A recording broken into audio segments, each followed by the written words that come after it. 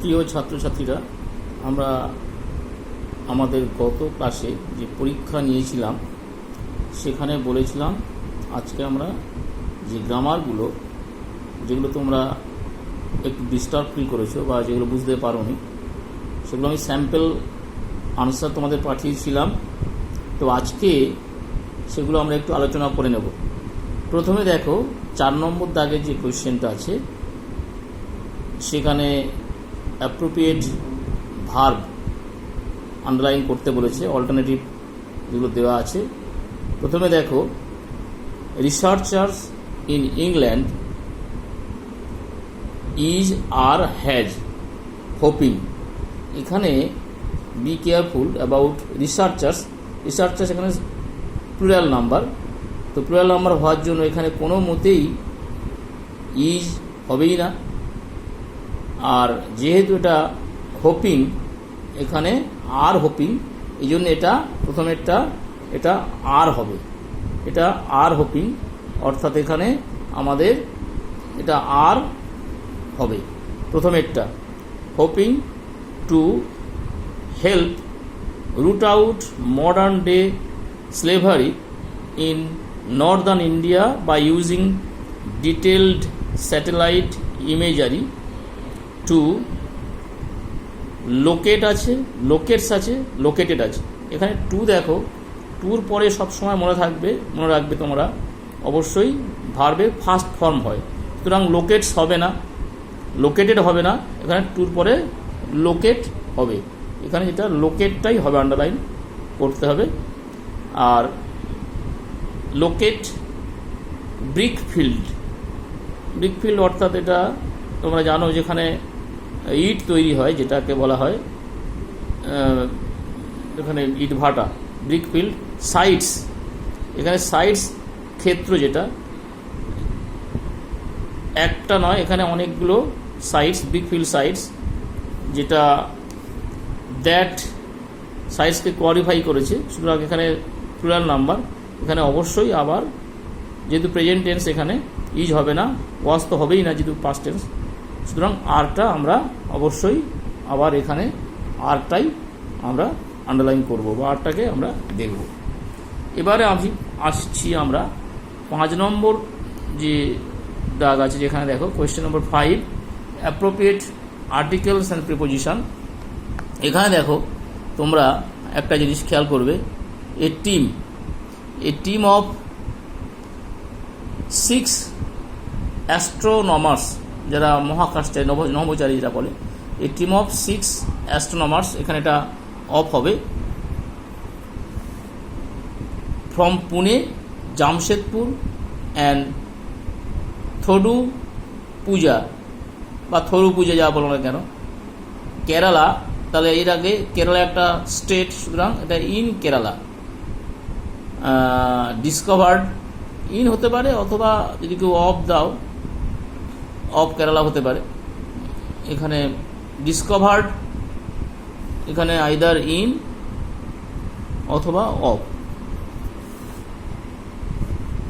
Kerala discovered the massive super cluster which resembles a wall of galaxies spanning over 6 million light years এখানে an unimaginably, যেহেতু এখানে একটা article দিতে হবে, unimaginably আছে অকল্পনীয়ভাবে, এখানে an unimaginably vast region of the universe, এখানে এটা তাহলে an হলো। তাহলে প্রথমে একটা হলো অফ, পরেরটা ইন অথবা অফ, তারপরেরটা তোমরা দেবে অবশ্যই আর্টিকেল, আর একটা হবে এখানে দুটো প্রিপোজিশন হলো, একটা আর্টিকেল অ্যান্ড আনইমাজিনেবলি। এবারে আমরা আসছি কোয়েশ্চেন নম্বর 5 বির দাগে, যেখানে আমরা কি করেছিলাম, ডু অ্যাজ ডাইরেক্টেড, যেটা আমাদের ছিল, তোমরা সবাই দেখেছিলে। একটা আমি তোমাদের কোয়েশ্চেন আনসার করে পাঠিয়েছিলাম। এখানে যেটা তোমরা দেখেছো প্রত্যেকেই আবার খেয়াল করো, তোমাদের একটু বোঝার সুবিধার জন্য ভালো করে আমরা একবার আলোচনা করে নিই। যেখানে বলা ছিল কি, she opened up her little bag, change the voice। এখানে অনেকে কি করেছো, she কে তোমরা ধরেছো, শুধু she লিটিল ব্যাগটাকে বাদ দিয়ে দিয়েছো, কিন্তু আমাদের মনে রাখতে হবে হার লিটিল ব্যাগটা টোটালটাই অবজেক্ট, সাবজেক্ট সি, শুধু হারটা ধরলে হবে না। সুতরাং এখানে অবজেক্টটা টোটাল হবে হার little bag was opened up. অনেকে আবার কি করেছো তোমরা, ওপেন্ডের পরে যে আপ এই যে প্রিপোজিশনটা দেওয়া আছে, আপ প্রিপোজিশনটা অনেকে দাওনি। সুতরাং এখানে মনে রাখতে হবে আপ প্রিপোজিশনটা অবশ্যই এটা দিতে হবে। তাহলে ওপেন্ড আপ কথাটা একটা ফ্রেজাল ভাব, ওপেন্ড আপ বাই আমাদের আর একটা প্রিপোজিশন আনতে হচ্ছে হার। তাহলে her little bag was opened up by her. তোমরা যারা আপ দাওনি তারা কিন্তু এখানে নম্বরটা কিন্তু ঠিকঠাক পাবে না। এবারে দ্বিতীয় যেটা আছে আমাদের ওখানে একটা নট অনলি বাট অলসো দিয়ে জয়নিং আছে। এবারে এটা তোমরা অনেকেই এটা মানে 2-4 জন করতে পারোনি, বাকি অনেকেই করে ফেলেছো।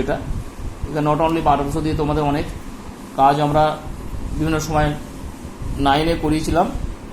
এখানে দেখো যেটা বলা আছে, we are chop down, we are torn up. এটা তোমাদের টেক্সট বইয়ে আছে এই কবিতাটা। তো সেখান থেকে আমাদের কেটে ফেলা হয়, আমাদেরকে আবার নষ্ট করে ফেলা হয় বা ছিঁড়ে ফেলা হয়, ধ্বংস করা ফেলা হয়। Torn up, destroyed, we are destroyed. সুতরাং এখানে কি করা হয়েছে, আমরা অনেকেই তোমরা চেষ্টা করে পেরেছো। তাহলে we are not only chop down but also torn up.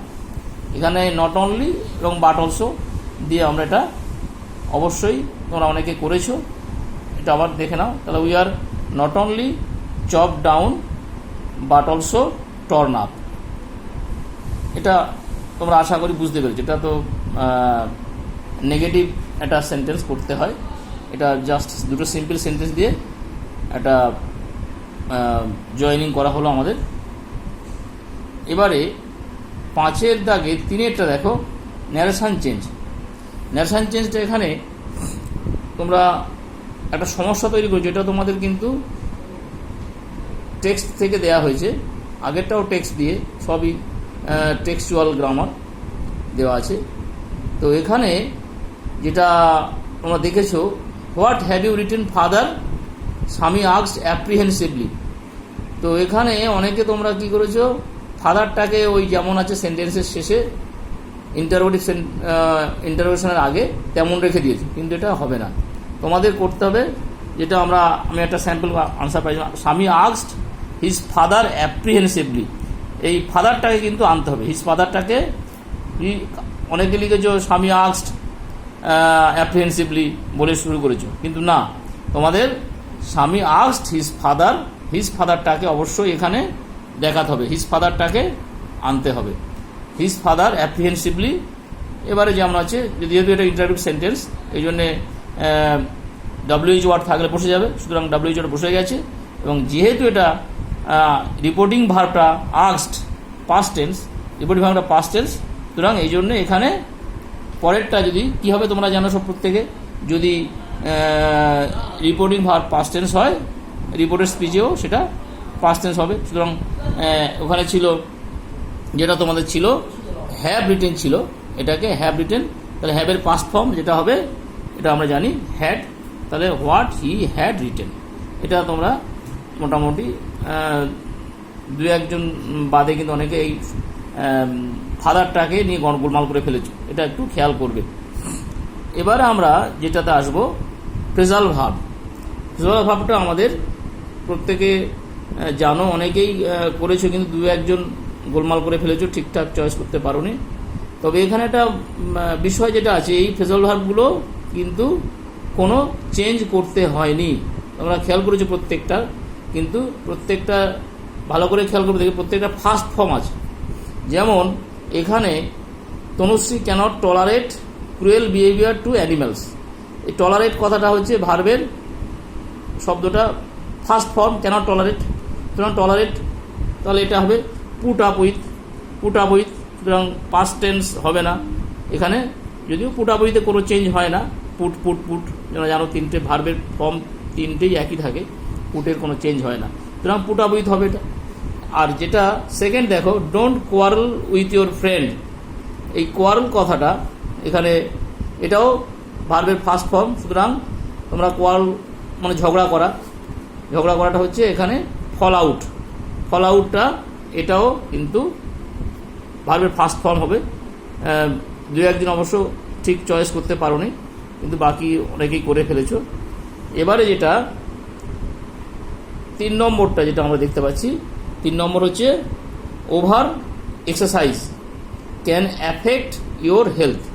এখানে অ্যাফেক্ট কথাটা মানে ক্ষতি করা, এখানে এটাও কিন্তু জ্ঞানটা মোডাল অক্সিলারি, অ্যাফেক্টটা মূল ভার্বের ফার্স্ট ফর্ম, সুতরাং এখানেও আমরা দেখব টেল আপন, টেল আপনটা এখানেও কোনো চেঞ্জ হবে না, টেল আপনটা ও সেম আনচেঞ্জ থাকবে।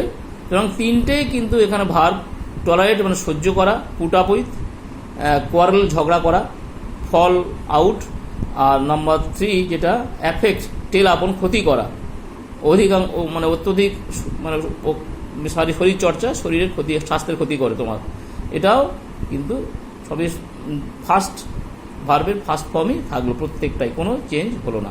সুতরাং এখানে মোটামুটি চেষ্টা করি তোমাদের একটু বোঝানো, তোমরা একটু ভালো করে দেখে নাও, আমি যেটা বললাম শুনে নাও, ভালো করে ভিডিওটা একটু শুনে নাও।